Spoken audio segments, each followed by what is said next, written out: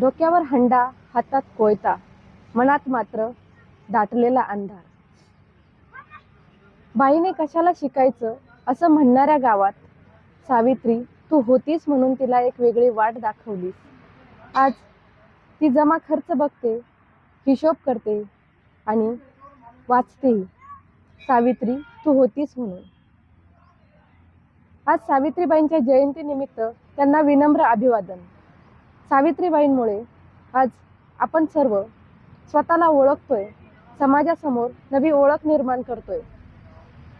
संयुक्त राष्ट्रसंघाने 2026 हे वर्ष आंतरराष्ट्रीय महिला शेतकरी वर्ष म्हणून घोषित केलं.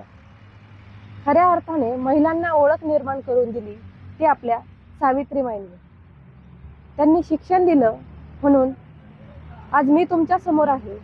म्हणूनच माझ्या महिला शेतकरी सन्मानाने वागताय आणि जगभरामध्ये विविध पदांवर आपल्या महिला कार्यरत आहेत सावित्रीबाईंमुळे. सावित्री तू होतीस म्हणून आज माझी ओळख आहे, आज माझ्या महिला शेतकऱ्यांची ओळख आहे, त्यांना सन्मानाची वागणूक आहे.